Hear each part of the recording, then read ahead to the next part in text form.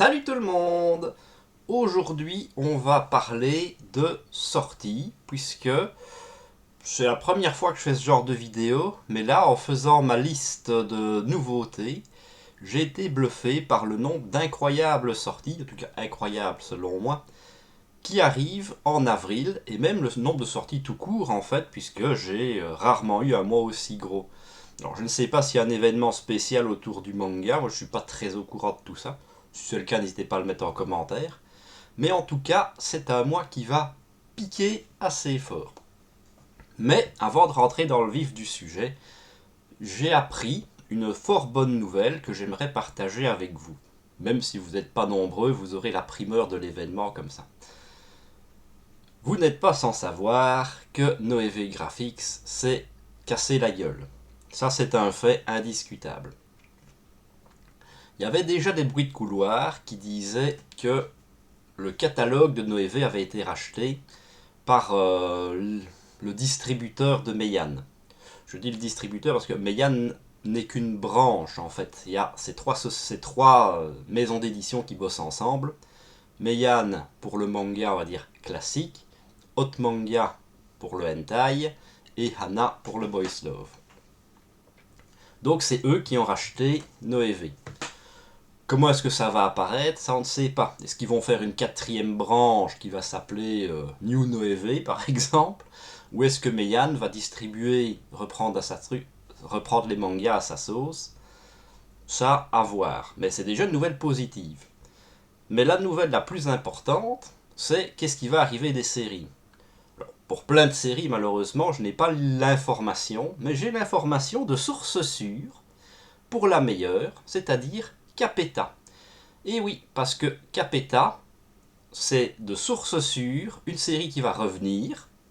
J'ai pas les infos, hein, j'ai pas le nombre de tomes, j'ai pas la forme, j'ai rien, mais je sais que Meian travaille dessus en ce moment. Donc est-ce qu'on va avoir des coffrets à l'ancienne? Ça pourrait être rigolo d'avoir des gros coffrets avec chaque fois 10 tomes. Surtout qu'il y a 30 tomes, il me semble, pour Capeta, donc ça passerait limite bien. Il y a peu de chances évidemment qu'on récupère des tomes estampillés Noévé graphiques. Donc là, est-ce qu'on va avoir comme ça? Si on reprend à l'origine, pour The Breaker par exemple, Meian a tout réédité à leur sauce, sachant que pour New Wave, on avait eu 9 sur les 20 tomes, on en avait eu 9. Donc là, Meian avait refait un premier coffret avec les 10 premiers tomes, donc si vous aviez les 9 anciens, poubelle quoi. Poubelle, on se comprend, moi je les ai revendus. Mais voilà, est-ce que ça va être quelque chose comme ça? Quelles séries vont revenir? Ça on sait pas, mais Capeta, c'est sûr, et c'est déjà pas mal, puisque à titre personnel, j'estime que Capeta était la meilleure série du catalogue Meian. Voilà, j'espère déjà que cette nouvelle vous aura fait plaisir, c'est toujours ça de prix. Et maintenant, je vous propose de jeter un petit coup d'œil aux séries qui vont arriver. Alors, la première, ici, c'est Phantom Buster, qui sort le 3 avril chez Kiun. Alors, j'ai eu l'occasion, celle-là, de lire l'extrait gratuit qui avait été proposé. C'est plutôt sympathique, c'est du petit shonen qui révolutionne pas le genre avec vie scolaire. C'est des histoires d'exorcisme. Le côté rigolo, on va dire, c'est que pour exorciser les fantômes, donc ce personnage-là, donc c'est un trio, hein, mais c'est ce personnage-là en question, il va les bouffer. Voilà, il bouffe les fantômes pour les exorciser. Pourquoi pas, c'est sympathique. Pour l'instant, il y a 4 tomes sortis au Japon. Et en plus, ils sont très forts chez Kiun, c'est qu'il y a des cartes exclusives dans ces tomes-là. Si vous ne savez pas de quoi je parle, vite fait, l'année dernière, Kiun avait sorti des petites médailles plutôt sympathiques à l'achat de certains tomes. C'était une fort bonne idée. Et cette année, ils font un livre de cartes. C'est-à-dire que tous les X temps, vous avez un booster. Dans ces boosters, vous avez des cartes. Je ne sais pas si ça rend bien à l'écran, voilà. Mais il y a aussi, donc ça c'est de base, peu importe ce que vous achetez chez Kiun, vous les aurez. Mais si vous êtes complétiste, il y aura 4 cartes exclusives que vous ne récupérerez que dans les 4 tomes de Phantom Buster, qui sont théoriquement tous prévus pour sortir cette année. Bah, rien que ça, moi, ça me pousse à aller jeter un petit œil, donc c'est pas foncièrement mauvais. Ensuite, toujours chez Kiyun, nous avons, et ça m'a fait vraiment plaisir, je savais même pas que ça existait, donc toujours le 3 avril, la suite de Hubble Blade. Je n'ai jamais su si ça se prononçait vraiment comme ça. Hubble Blade, c'est une des séries à l'origine du catalogue de Kiyun. D'ailleurs, je pense, je peux me tromper, mais qu'à l'époque, il n'y avait même pas encore le côté ici, noir Kiyun Seinen. Hop là. Et c'était une très bonne série. Je veux dire, si vous étiez fan de Berserk, de Claymore, bah ça passait vraiment très bien. Histoire de vengeance, tout ça.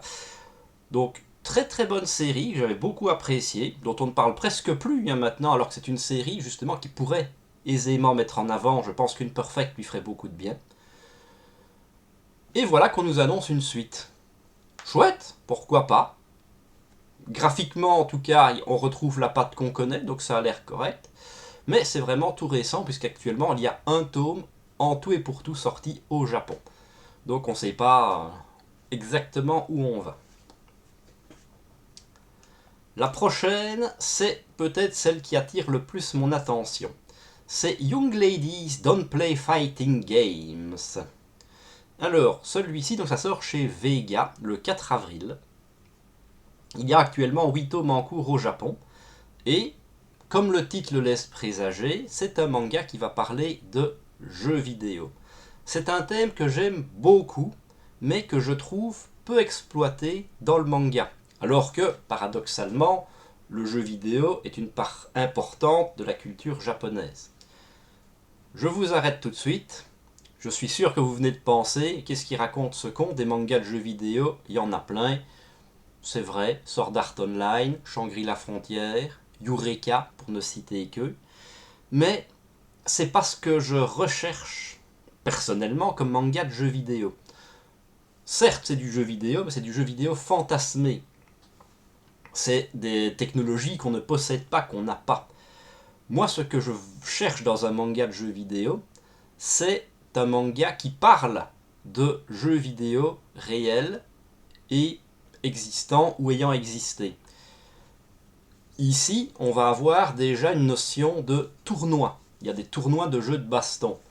Bah, c'est très peu utilisé aussi. Alors que le tournoi, bah, ça fait partie intégrante de l'art du jeu vidéo. Et j'espère, ça c'est vraiment l'attente que j'ai avec ce manga, c'est qu'ils vont oser, alors il y a l'histoire de droit, mais parler de vrais mangas. Là on parle de jeux de baston, bah, je veux du Tekken, je veux du Street Fighter, je veux du Mortal Kombat, pourquoi pas du Mark of the Wolf. Voilà, High Score Girl, chez Manabooks, bah lui, voilà, ça c'était un vrai manga de jeux vidéo. Ça parle des salles d'arcade dans le temps, ça parle de Street Fighter, ça parle de Neo Geo, ça parle de PlayStation. C'est ça que j'aime dans le jeu vidéo. Et c'est important, parce que quand on lit un manga, bah, c'est toujours une façon de situer un manga dans le temps, je trouve, le jeu vidéo. Récemment, j'ai lu un petit one-shot où l'auteur raconte sa jeunesse. Et ça parle d'avoir acheté la Super Nintendo. Ben voilà, on vous parle de Super Nintendo, bim, vous savez bien qu'on est début des années 90. Dans GTO, à l'origine, bah, il joue à la PlayStation 1, il y a la PlayStation 2 qui sort. Ah ben hop, on peut aussi situer où on en est. C'est pour ça que je trouve que le jeu vidéo, c'est quelque chose de culturel et d'important. Donc voilà, ça c'est ma grosse attente du mois. Alors, on a évidemment la Perfect de Hellsing, qui fait très envie, qui a été reportée beaucoup de fois. Donc ça sort le 9 avril chez Delcourt Tonkam. C'est au prix ici de 16 €. Donc 16 € c'est quand même un prix. Mais l'avantage c'est que ce sera en 5 tomes seulement. L'ancienne édition en faisait 11. Donc on est limite un tout petit peu plus que sur des tomes doubles. J'avoue que ça fait très envie. Surtout que je ne l'ai jamais lu, Hellsing. D'ailleurs, ça se trouve assez. Ça se trouve, hein, mais voilà, ça a quand même un petit prix, sans être exagéré. C'est de l'histoire de vampires, c'est de la chasse aux vampires avec Alucard, qui est un vampire extrêmement puissant qui bosse du côté de l'humanité. Voilà, très très sympathique. Ensuite, le 9 avril, on a le manga Tenpuru. Alors, c'est chez Meian, donc ça c'est bien. Ça veut dire qu'on aura un bon rythme de sortie. Et c'est par le dessinateur, j'insiste, pas le scénariste, de Grand Blue. Or, Grand Blue, bah, on aime ou on n'aime pas le côté soirée étudiante, alcool, humour. On peut pas dire que ce soit mal dessiné. C'est même plutôt très bien dessiné, Grand Blue. Donc là déjà, je m'attends à un dessin de grande qualité. Rien que le titre, enfin rien que là, la couverture, elle fait très envie. Par contre, celui-là, c'est peut-être le plus long que j'ai repéré pour le moment, puisqu'il y a actuellement 13 volumes sortis au Japon. Après, c'est les 2 premiers tomes qui sortent directement. Et on sait que c'est Meian, donc ça peut aller très très vite. Mon seul regret, c'est le titre.